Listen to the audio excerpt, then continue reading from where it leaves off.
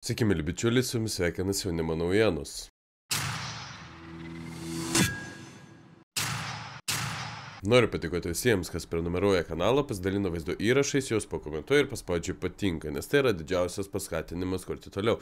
Taip pat noriu nuoširdžiai padėkoti visiems, kurie paremėte Jaunimo naujienų anketą Patreon platformoje, tapdami Jaunimo naujienų laidos sekėjais Patreone ir pervesdami lėšas tiesioginį bankinį pavedimu į banko sąskaitą, nurodant mokėjimo paskirtį auka.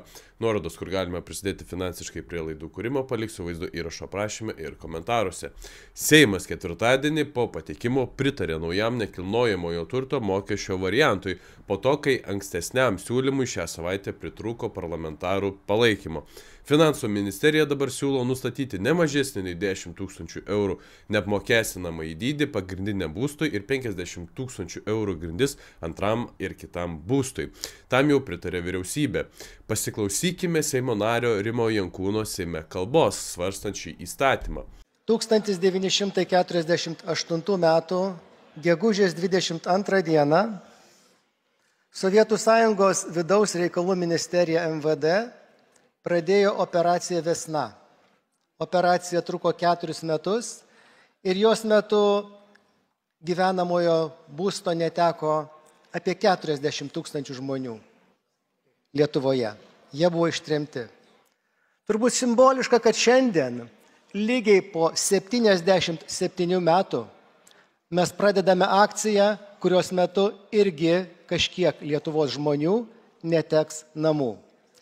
Ir man labai negražiai atrodo teiginiai, kai finansų ministras sako, kad čia nieko, kad mes čia pasirūpinsim, kad čia niekas nieko nepraras.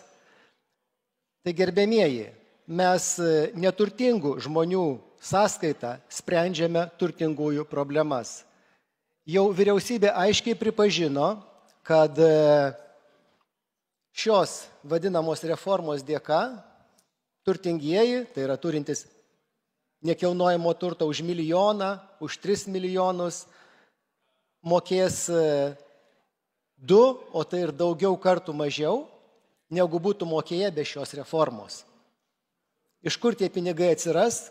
Vis tiek pinigų planuojama surinkti daugiau, nes tie pinigai bus surinkti iš neturtingų, tų, kurių būstas vertas 50 000, 100 000.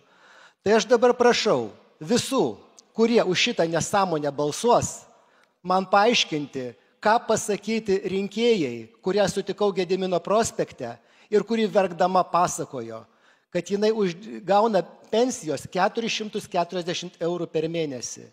Ir jai nebus lengvatos dėl to, kad jinai gyvena viena, nes vyras neseniai mirė.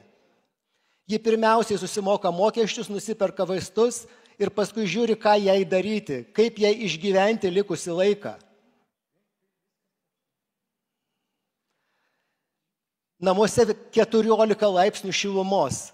Ji negali įsijungti elektrinio radiatoriaus, kadangi už tai reikia mokėti. Ji net tualete vandens nenuleidinėja, o vandenį neša iš virtuvės, kai išplauna indus. Tai visi, kas už šitą nesąmonę balsuosite, man pasakykite, ką paaiškinti tokiems žmonėms. Ačiū. Iš tiesų, labai taikliai įvardina, tai yra visiška nesąmonė. Valdžia neatsižvelgia nei 10 000 žmonių susirinkusių proteste prieš nekilnojamo turto mokestį nuomonę, nei verslininkų nuomonę, nei teisininkų nuomonę ir toliau kėsinasi mūsų namus. Aišku, tai nėra pabaiga, nes tai buvo pirmasis žingsnis Seime, o net jei įstatymas būtų priimtas, visada galime sugrįžti į pradinę padėtį. Tačiau tam reikia prisiminti Seimo rinkimų metu, kas ir kaip balsavo Seime. O šis balsavimas buvo labai svarbus, parodantis, kas yra kas. Tad pasižiūrėkime, kaip Seimo nariai balsavo. Rezultatai tų, kurie dalyvavo balsavime. Demokratų frakcija vardan Lietuvos visi buvo už. Socialdemokratai visi buvo už. Nemuno aušra taip pat beveik visi buvo už. Tame tarpe ir Remigijus Žemaitaitis.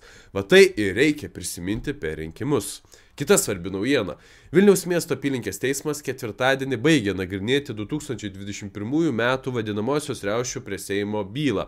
Nuosprendį teisėjų kolegija planuoja paskelbti rugsėjo mėnesį. Kaip pranešė bylą nagrinėjusių teisėjų kolegijos narė Zina Vilnienė, teismo sprendimas byloje bus skelbiamas rugsėjo 22 dieną. Kaltinamai yra pateikti net 87 asmenims. Galime palinkėti stiprybės šiems žmonėms. Tie, kurie vadinamosios pandemijos metu pažydė pažydėjo žmonių teisės, nėra nubausti, laisvai gyvena, o tie, kurie kovoja prieš šios suvaržymus, vis dar yra persekiojami. O ką jūs, brangūs žiūrovai, galvojate apie šias naujienas? Savo nuomonę galite palikti komentaruose. Iki.